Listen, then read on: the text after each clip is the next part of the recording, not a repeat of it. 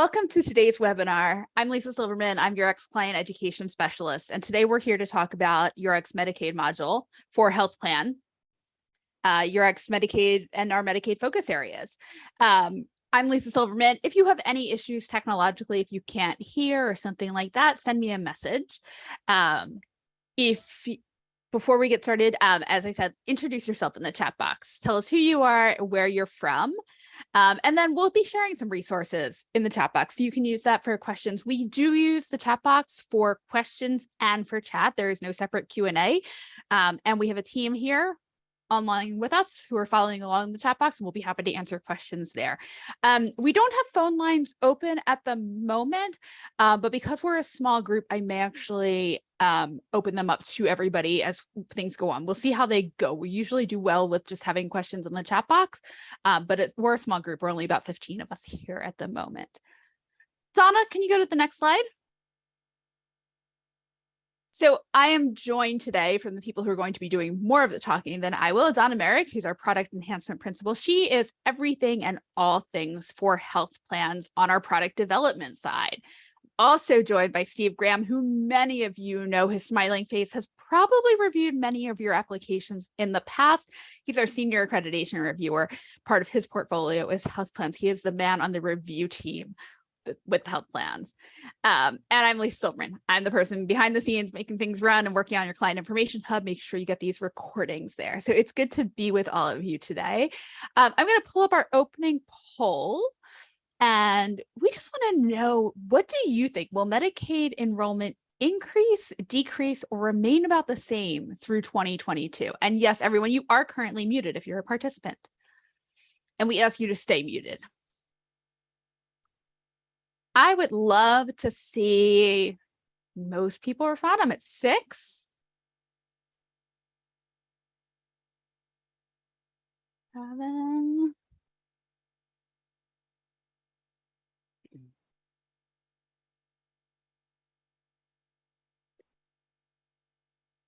Okay, I'll take 10 of 13 people.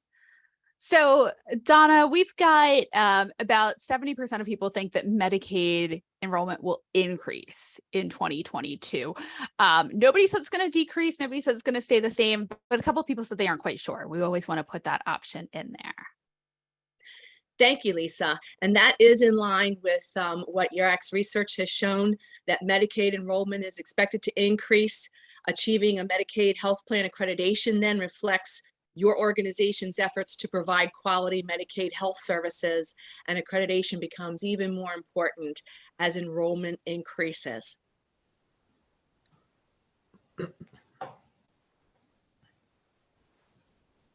Today, we're going to cover these 4 focus areas, which are found in 2 health plan programs: Medicaid health plan and Medicaid health plan with long-term services and supports.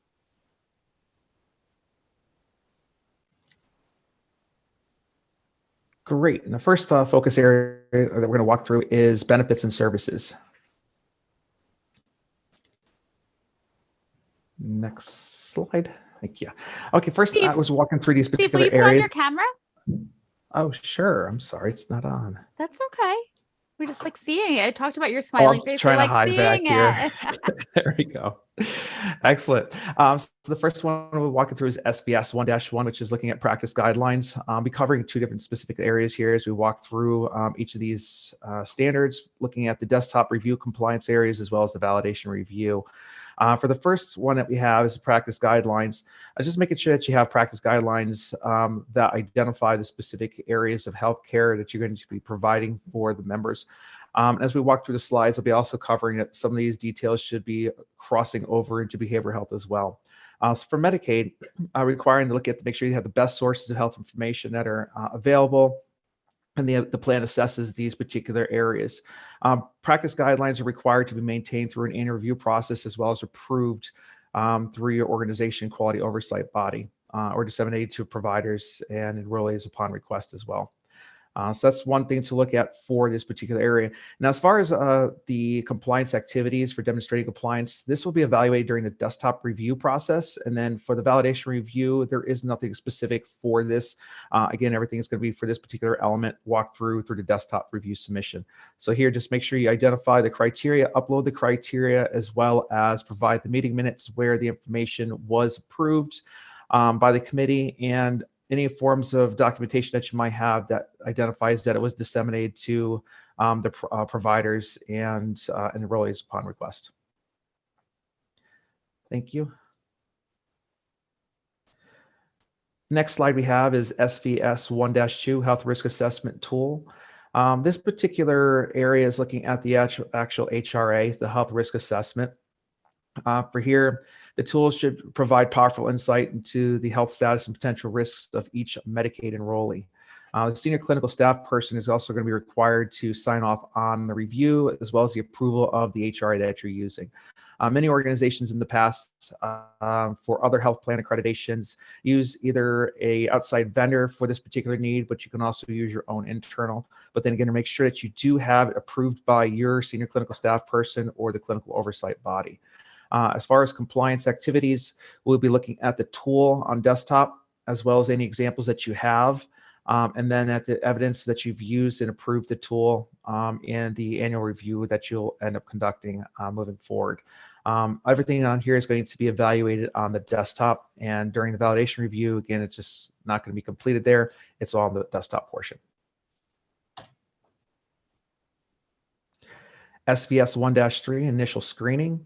3 different key areas in here. It says 90 days, access to needs, and shared with providers. As far as the Medicaid 90-day requirement here, this is 90 calendar days. The standard does specifically say calendar days.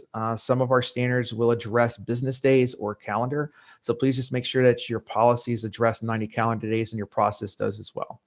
So Medicaid emphasizes the initial intake and screening to occur within the 90 calendar day period, and enrollees obtain access to the services as they need. And data from each screening is shared with either the state or the care team of providers as required. As far as one other thing for that one, that's fine. You can stay there, Donna. The screening process, the standard will be evaluated both on the desktop submission as well as the validation review. The process will be evaluated on the desktop, and we'll conduct a file review to evaluate the validation review to make sure that these particular elements were completed at that point in time. So Donna, back to you. Thanks, Steve. Now for SVS 2-1 scope of services, Medicaid sets the minimum scope of services from preventive care to diagnosis and treatment of an enrollee's disease or condition. Services also include those needed to achieve age-appropriate growth and development. In-scope services address functional capacity and long-term services and supports, access to women's health specialists, and requirements for seeing a specialist. So there are some fairly prescriptive areas there in terms of scope of services provided through Medicaid guidance.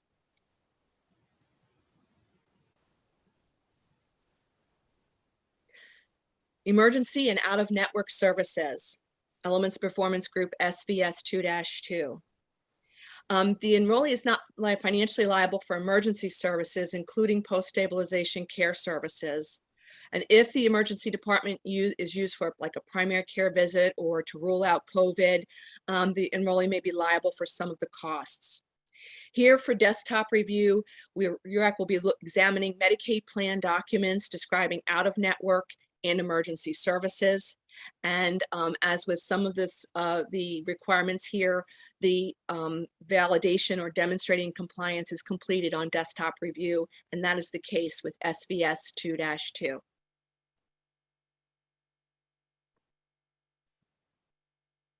Services are appropriate to all enrollees, considering limited English proficiency, diverse cultural and ethnic backgrounds, and disabilities.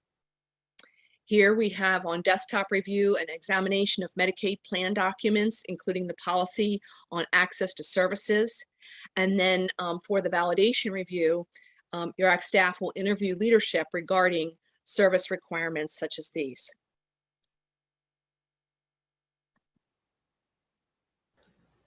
And moving to 2-4, use of technology.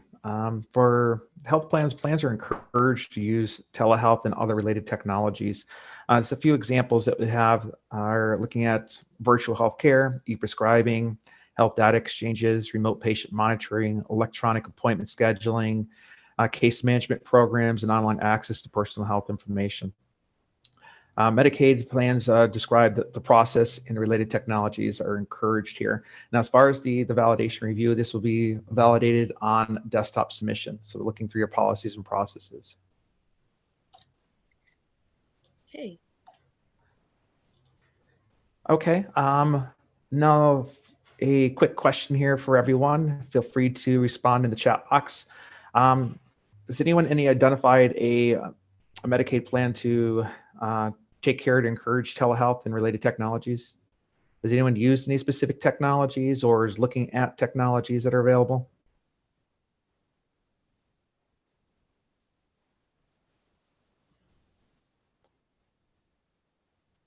And we love it when you chat in your answers into the chat box.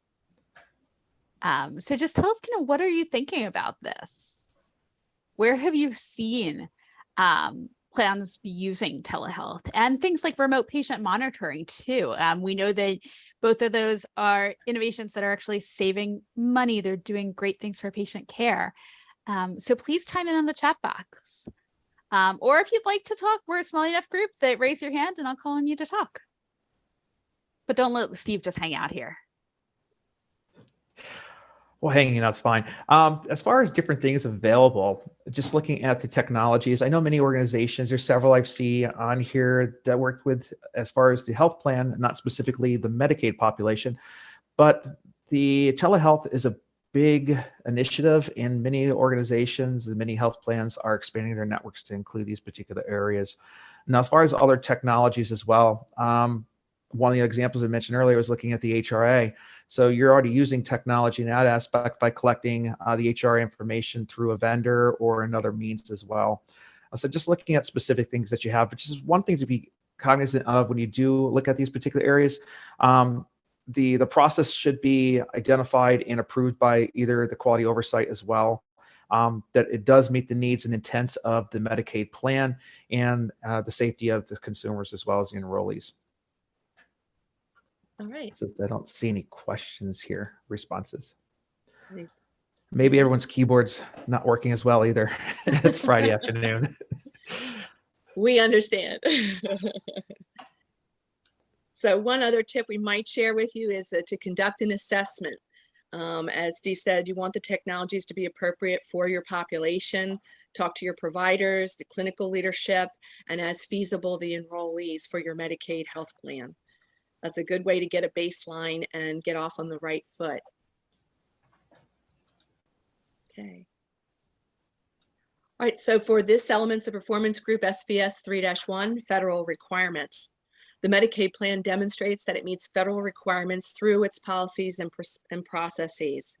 And this is one of the standards that is met on desktop review. We globally say Medicaid plan documents.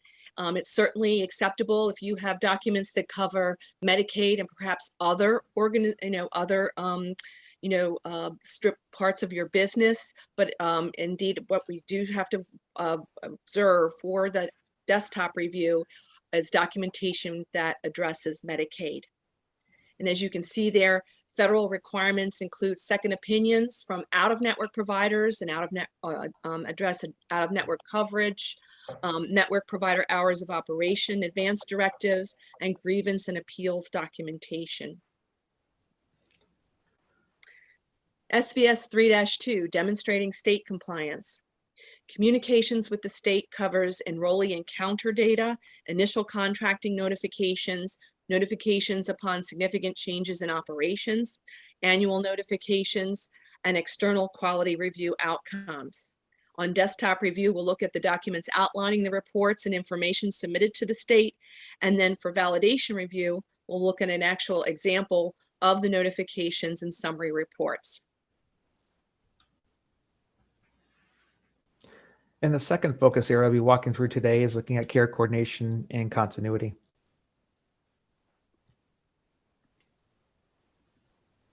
CC 1-1 care coordinator responsibility. The organization will identify specific individuals who are care coordinators and their responsibility as well as relates to the enrollees. Some of this information may include looking at information, sharing information, coordinating appointments, and other identified tasks that you have for them. As far as looking at the validation review components, the desktop submission will be where we evaluate the information during this particular standard. That we're looking at the job description, the process flows, and other responsibilities that they'll have. And that's been approved. The validation component, we will not be validating anything at this point in time on the validation. Again, everything will be conducted on the desktop. CC 1-2 coordination with external entities. There's 3 key areas to this particular area. Is looking at the task here, but all sums up to looking at the continuity and coordination. The plan supports continuity and coordination of healthcare services. This can be between settings of care and other types of services. You might have other different areas that help providing the assistance of coordination, might be MCOs, prepaid inpatient health plans, fee-for-service Medicaid models, and other community social support providers. One of the key areas is looking at the community and social support providers.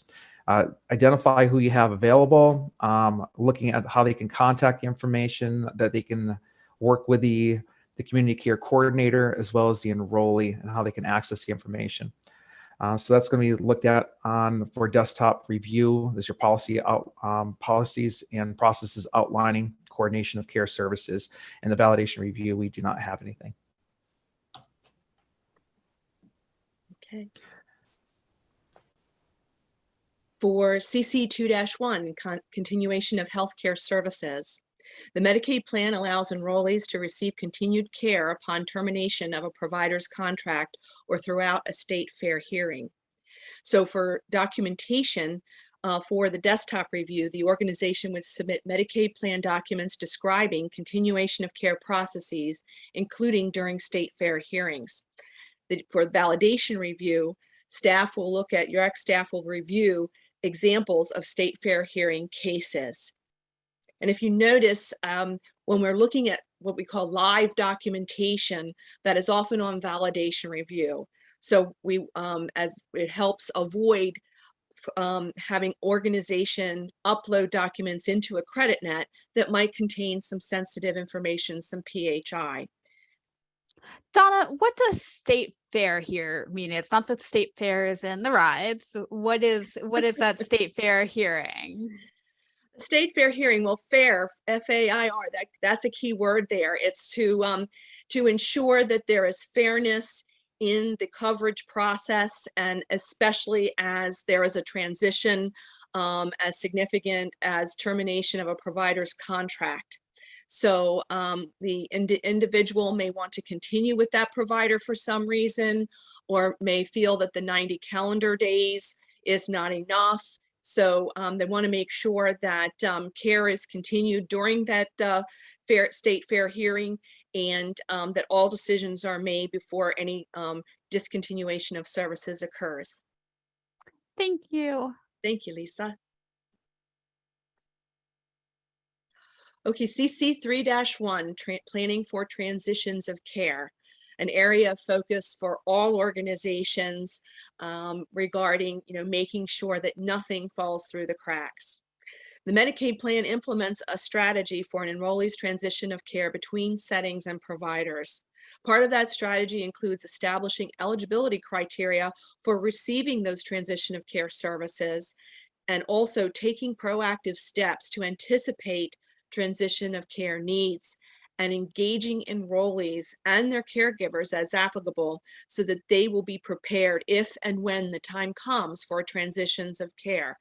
You never know when they will need to have that information, and waiting until a crisis occurs is a little late. So the goal here is to anticipate as much as possible relative to transitions of care.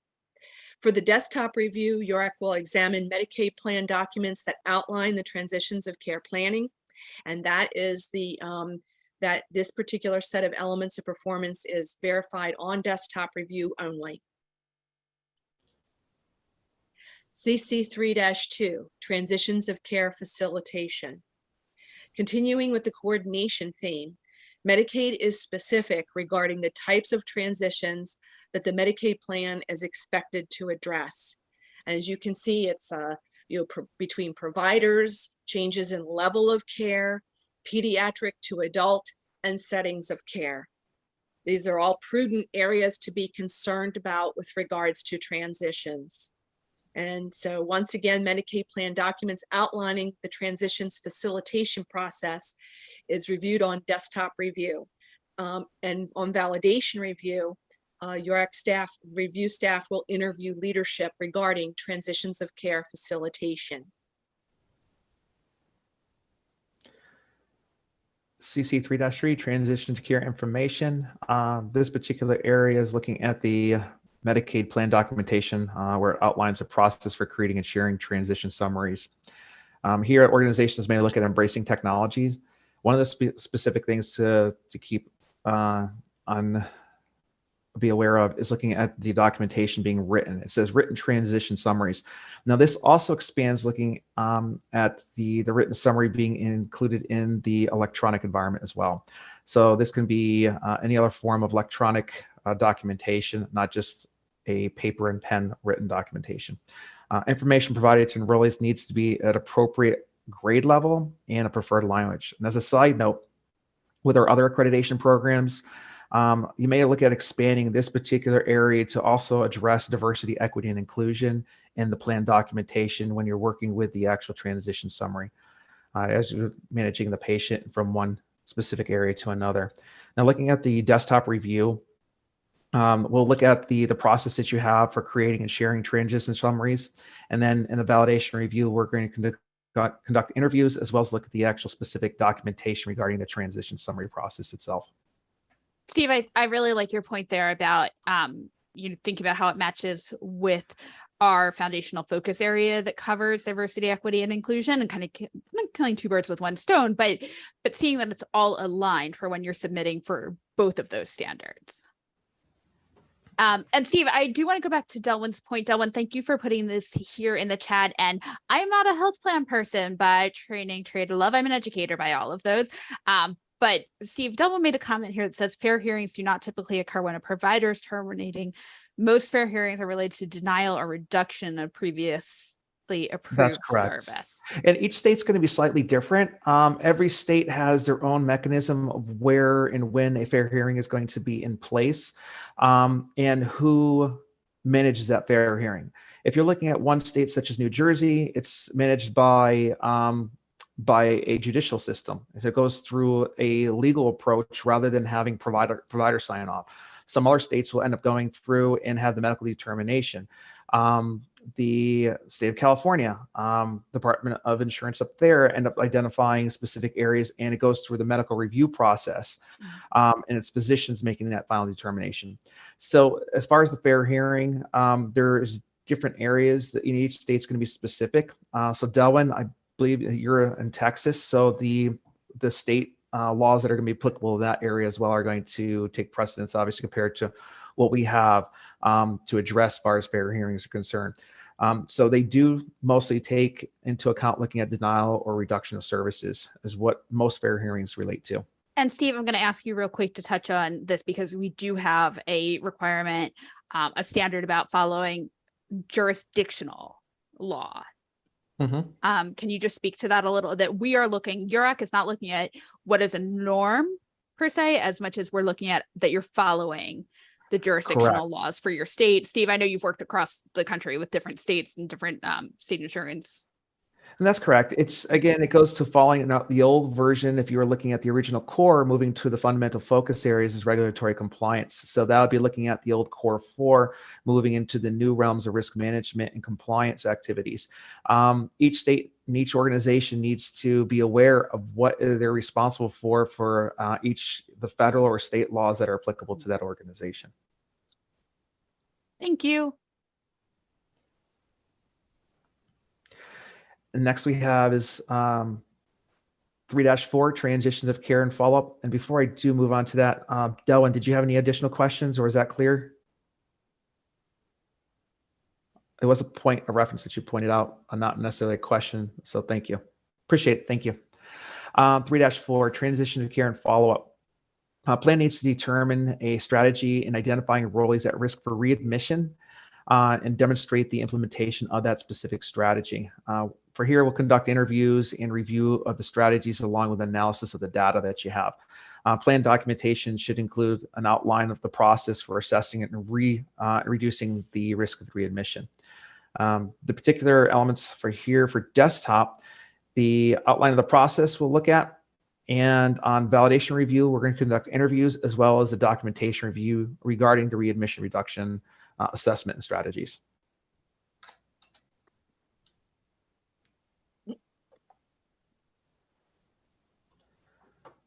So 3-5. Okay, for here's medication safety, care, and coordination. The Medicaid plan promotes medication safety. So for the medication safety, it impacts ED, emergency department, hospitalization, readmission rates. Documentation is to outline how medication safety is promoted. And one other point to remember here is just information provided to the enrollee needs to be appropriate to grade level and their preferred language as well.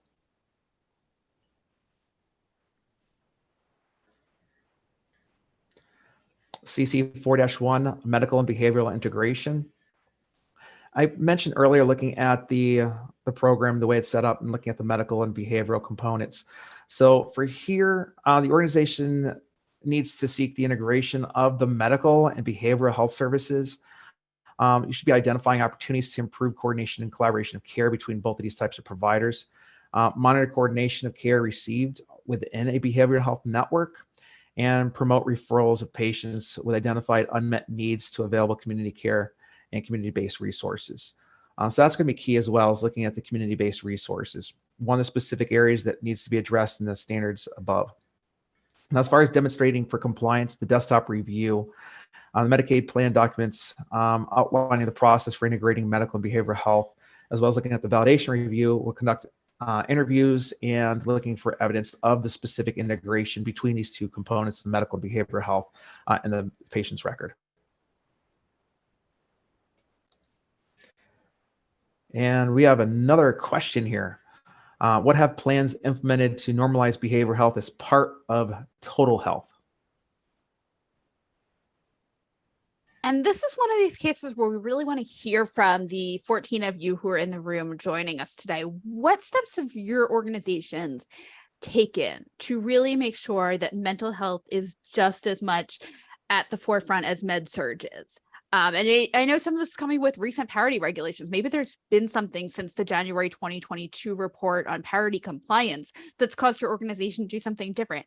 As you know, URAC always looks for best practices, so we'd love to hear what's going on in the field.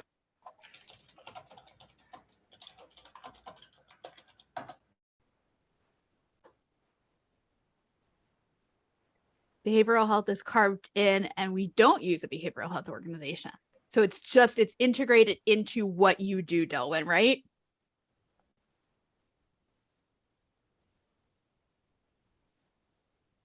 Anybody else have that where it's already same department as medical? Anybody else have that?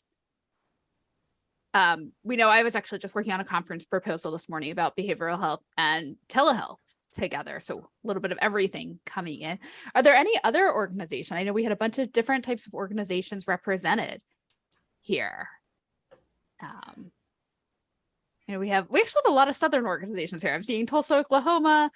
I am seeing El Paso, Texas. I'm seeing Tennessee. Delwyn, like we said, we know you're in Texas.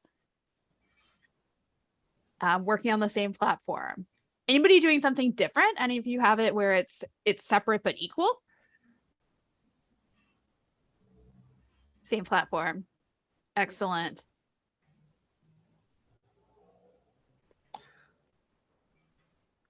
The other things to look at as well is looking at the mental health parity. So you've already completed a platform requirement if you already submitted an application for a health plan in the past. So that's just one thing to take into consideration. URAC does offer a parity manager program, and that is a tool generating the analysis behind looking at the comparables between behavioral health and physical health. So it's just something to take a look at and take into consideration if you aren't familiar with the overall process for those particular areas, or if you're looking for another mechanism, method to be able to collect the information and aggregate and conduct the analysis. And I just chatted in the link to all of our mental health parity programs, starting with that parity manager software, which is just a great point. Even if you don't do a parity accreditation, just having that software lets you be in better compliance so that when the auditors come, and we know they're coming, you're right there able to move forward and give data. Steve, I think we've got some more stuff going on, but I forget if it's you or Donna up next. So the Whoever. third focus area that we will cover today is called the Quality Service Focus Area. QS1-1, data received from providers. The Medicaid plan involves providers in the development and review of services. The requirement for standardized data collection, as shown in the red figure on the right side of your screen, refers to the suggestions and guidance collected from providers. In other words, you want to use a standardized method of collecting providers' suggestions and guidance. For the desktop review, applicant organizations would submit Medicaid plan documents that outline the process for receiving suggestions from providers using a standardized data collection tool. And this particular set of requirements, elements of performance, is met on, demonstrated on desktop review. Continuing with the theme of provider relations, QS1-2, CMS wants to ensure that physicians and other practitioners are supported and have information about the enrollee complaint system. As shown on the slide, this standard is met on desktop review. Documentation submitted describes how providers are supported when network issues arise. Samples of the information available to providers about the enrollee complaint system are uploaded into the URAC AccrediTnet system for the application submittal. Donna, I am interrupting you for a second there. You don't have to go back, but tell me a little bit about what does that mean that the documentation submitted describes how providers are supported when network issues arise? The what we're looking for there. Oh shoot! Donna, I accidentally muted you, thinking I was muting Steve. Can you unmute yourself? Can you hear me now? Yeah, now we can. Okay, so we're looking at how when issues arise, including those that might come from an enrollee complaint, how they're handled by the network, and where the network should step in and facilitate, identifying what the issue is and addressing it, albeit with the provider, the enrollee, or both. So we look for samples of the information that's available about the enrollee complaint system, because providers should be aware of that there may be a complaint specific to a provider through that complaint system, and we'll want to know that they are addressed, how they're addressed by the organization. Excellent. Thanks so much. QS2-1, Steve? Sure, thank you. Quality improvement.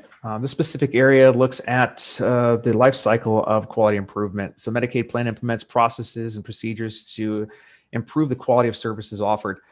Plans may already be using a standardized cycle, so you might be familiar with PDCA, PDSA, Lean Six Sigma, or some other mechanism to walk through specific areas for quality improvement.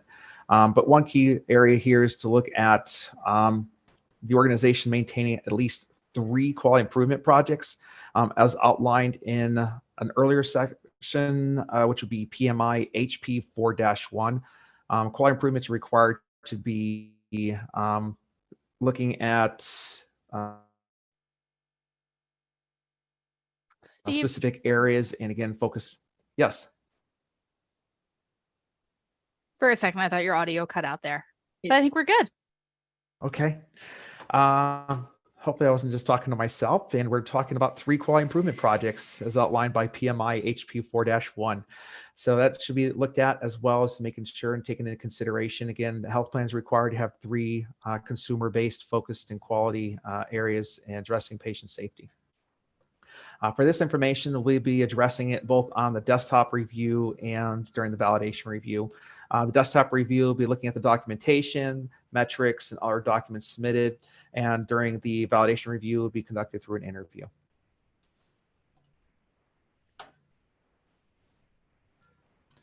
Uh, 2-2, enrollee satisfaction. This is a component of looking at quality improvement. So for here, the appropriate oversight body should be reviewing the information and conducting analysis of trends at least once per calendar year to address enrollee satisfaction. Many organizations are already familiar with looking at the CAP survey, which is a consumer assessment of healthcare providers and systems. So that's just one mechanism or method to be able to use.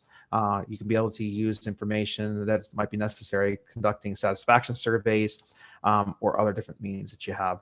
And as far as demonstrating compliance for desktop review, we're looking at the process that outlines the process for measuring and analyzing enrollee satisfaction and implementation activities that will correct any deficiencies that you might have. As far as the desktop validation review, again, looking at the evidence of measuring and analyzing enrollee satisfaction through the interview process during the quality interview. 3-1, program requirements. There's regulatory requirements for the organization, and several requirements of the program is looking at regulatory compliance oversight and clients. This might be the state or internal departments that you might have. The organization is required to designate a compliance officer. You'll have either self or mandatory internal audits or external audit reporting. And lastly is looking at a fraud, waste, and abuse program.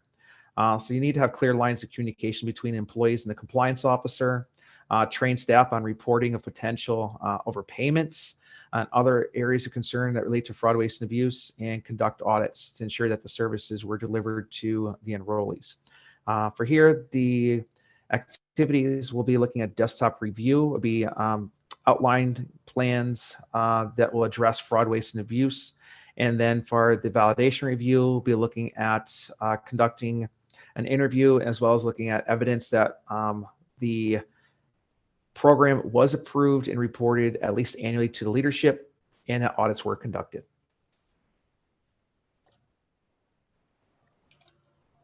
Okay, the fourth focus area that we will cover today is called the Medicaid Utilization Management Focus Area. MUM 1-1 Initial Review Requirements. Clinical review criteria support the provision of services for individuals with ongoing or chronic conditions or who require long-term services and supports. For family planning services in a way that protects the enrollee's freedom to choose the method of family planning to be used, and services that are no more restrictive than that used in the state Medicaid program, including quantitative and non-quantitative treatment limits. So URAC has offered definitions of quantitative QTL and non-quantitative NQTL, and that can be found at the CMS.gov website, which is identified in the URAC program guide. For the desktop review, we'll be looking at Medicaid plan documents outlining the clinical review criteria process. And if the organization does not provide long-term services and support services, they would provide a statement indicating that. For about these elements of performance are validated for compliance on desktop review only.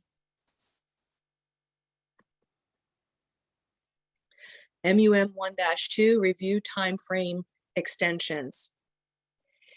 If the Medicaid plan determines that an extension is necessary, it provides a verbal notification to the enrollee, including the date for the decision. The plan provides written notice of the reason for the extension and how to file a grievance. That grievance needs to be filed within 2 days of receipt of that notice. The plan then describes required information still missing within the extension period and provides the enrollee 45 calendar days to respond to the request for the information. Now for desktop review, URAC will look at documents outlining the 14-day extension process for retrospective and prospective reviews, and then compliance is determined on desktop review. Now, for appeals requirements, the Medicaid plan develops criteria for when an appeal can be expedited. The plan does not take punitive action against a provider who initiates an expedited appeal or assists an enrollee with the appeal process. The Medicaid plan shares process for obtaining assistance in filing an appeal with the enrollee, providers, and facilities at no cost to the enrollee. And the plan also accepts verbal inquiries as an appeal. That can be a challenge, but it can be done. In addition to the health plan requirements in the Medicaid health plan accreditation, the Medicaid plan implements an appeal review process for utilization management in compliance with all state and federal regulations. So for the desktop review, we'll look at Medicaid plan documents outlining the appeals requirements. And then for this set of requirements, the demonstrating compliance is completed on desktop review. Thank you, Donna. 2-2, deemed exhaustion of the appeal process. Now, there's three components here that looking at is the requirements that are not met for the appeal process, then the exhaustion, and then initiating a fair hearing, a state fair hearing. As far as the Medicaid plan, if the plan does not meet their turnaround times or other elements to overturn the initial non-certification, then technically they've not met their requirements for the policies and process. Then the appeal process is considered at this point to not being met, and it's listed as being exhausted at this point. So when this occurs, the individual also becomes eligible for initiating the state fair hearing process. The state fair hearing process, we went through it a minute ago, but just wanted to point out one additional clarification. The state fair hearing is not part of the Medicaid plan. It is part of the state, and it's identified as another individual or review process where a body that's not part of the initial decision, whether it be the plan or on the enrollee side, making that final determination. So it's the evidence provided to the state fair hearing and office, and they'll make that final determination. The reason I'm saying office is because it goes to an office, and then from that point, it will differ based on the state elements and who is part of that panel at the state fair hearing to make the final determination. So from that point, what we'll look at for this particular standard is information that outlines the process for exhausting the appeal process, and then how the state fair hearing process gets initiated. Demonstrating for validation review is completed on the desktop submission.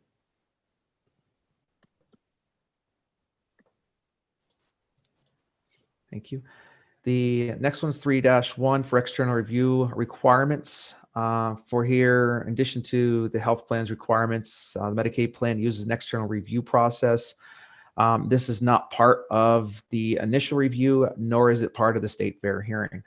So for this, options for an external review is not required to be part of the review process that was initially offered, and may not be used as a deterrent for the enrollee, as well as this moves forward from this particular phase to that state fair hearing process.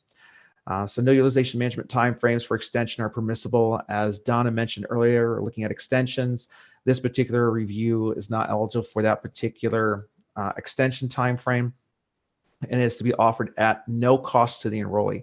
So that is key as well. So these particular four elements are the process prior to the state fair hearing. Now, as far as demonstrating compliance here, looking at the desktop review, we'll be looking at documentation outlining the external review process and the conditions behind it, and validation review is completed on the desktop submission.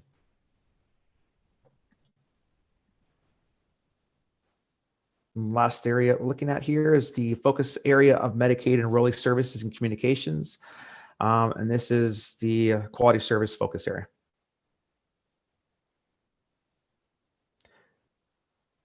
Next one here. So MESC 1-1, notification of changes. The Medicaid plan communicates important information regarding enrollees' care and services to the enrollees. The notice of changes is provided to the enrollee online or in written format. Changes addressing here include changes in pertinent laws, regulations, any other thing that might address the needs or concerns of the individuals, such as looking at advanced directives. Changes also include those that the state defines as significant. So you'll have to work with the state, and your state contract will identify what is considered significant. And then from that point, for each notification, where notification is required to be provided, it has to be provided within 30 calendar days in advance of that specific change. For here, the demonstration for desktop review, we'll be looking at the notification provided to enrollees regarding changes. If you have a specific notification, that's what we like to look at. And then as far as validation review, it's completed on the desktop review submission. Okay. 1-2, general information. The information the Medicaid plan needs to communicate to enrollees to optimize their health services includes some of the following: the process for selecting and/or changing a primary care provider, descriptions of participating provider compensation arrangements, benefits that are provided by the state and how and where to access them, descriptions of the processes that the organization uses to ensure compliance with regulatory health care parity requirements, and we talked about parity earlier, information about delegated services and activities, how to request information in writing, and how to enroll and disenroll from benefits. All of those things are things the plans would have likely anticipated and are specified through the Medicaid requirements. For desktop review, provide Medicaid plan documents outlining the general information provided to enrollees, and the validation review is not included here. Compliance is verified on desktop. Cost information. The plan makes the following information available to the enrollees: the cost of covered services, information and tips to assist with communicating with the plan on cost information, and the importance of weighing cost and benefit information when selecting healthcare treatment and providers. This helps educate the members, the enrollees, on how to best maximize the use of the benefits and services available. So for desktop review, the Medicaid plan documents submitted would outline the cost information available to enrollees, and compliance here is determined on desktop. Enrollee rights and responsibilities. The Medicaid plan informs enrollees of their rights and responsibilities, which include the right to disenroll, the right to know about any restrictions on the freedom of choice among network providers, and state fair hearing rights, as we talked about before. You also want to talk about the responsibility for the members, enrollees, to report suspected fraud, waste, and abuse, and also to notify the Medicaid plan of any changes that the state defines as a significant change. So on desktop review, we'll look at documents outlining how rights and responsibilities are shared with enrollees and evidence of rights and responsibilities shared with patients, the actual information. These elements of performance are verified for compliance on desktop review. Provider directories. Provider directories are an area of focus in recent years, given that many of them have been found to be extremely out of date. And as we all know, that affects access to care. So the Medicaid plan communicates important information regarding the providers within the network through this directory, and so maintaining them is important. And they are to be offered in multiple formats: print, electronic, website. And now is a good time to remind you about the requirements that, quote, appropriate services are provided for all enrollees, including those with limited English proficiency. This is called out as an element of performance in SVS 2-3 service requirements. So keep that in mind as you, update and maintain and put out there the provider directories out there. The Medicaid plan is very specific about the information, the minimum that it expects to see in an online provider directory, which includes, of course, the name of the provider and any group affiliations, contact information, the basics: address, phone numbers, websites, and other methods of communication, the provider's specialty as appropriate, and whether the provider is accepting new enrollees. That's a challenge to keep updated in a provider directory, but Medicaid health plans are expected to try for their online directory to include whether the provider is accepting new enrollees. The provider's cultural and linguistic capabilities can often help guide enrollees to selecting a provider that's appropriate for them. And they also need to know whether the provider accommodates for disabilities. So on desktop review, URAC will review Medicaid plan documents outlining the process for maintaining provider directories and asks for a link to the online directory. And so demonstrating compliance is completed on desktop review.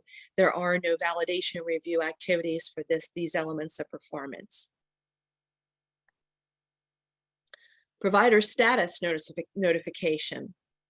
Notification of a provider status change is within 15 calendar days to enrollees who have designated that provider as their primary care practitioner, or to those enrollees who have had a claim with that provider within the past 18 months. Notification includes how to access customer support for assistance in selecting a new provider. Of course, that would help. So for desktop review, documentation outlines the process for informing enrollees of a provider status and accessing support in selecting a new provider. Example notification provided to enrollees with providers no longer in the network is also submitted on desktop review. Therefore, there are no validation review activities for demonstrating compliance.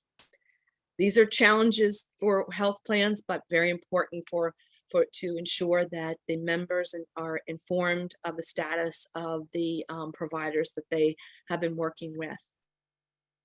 So we have a poll question.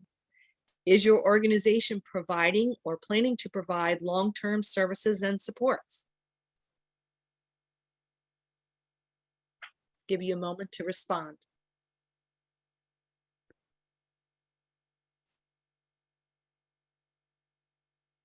Get one or two more people.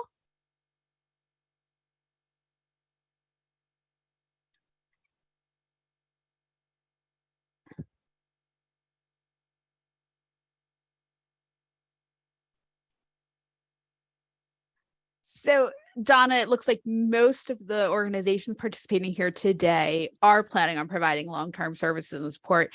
Nobody's saying they're not, but again, there are a couple who may not know. Absolutely, that is great to hear. We know this is an area of focus for Medicaid health plans and health plans in general. There is a lot of work to be done in the area, and to assist with that, URAC does offer a module for long-term services and supports for the Medicaid health plan, as well as the health plan accreditation. We strongly encourage you to take a look at it. It is complemented by the population health management focus area that is contained within the Medicaid health plan and the health plan accreditation programs.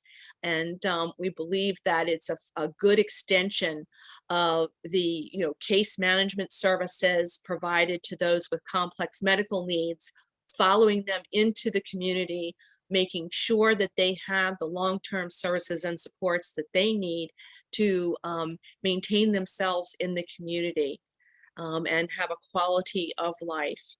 Thank you for that response.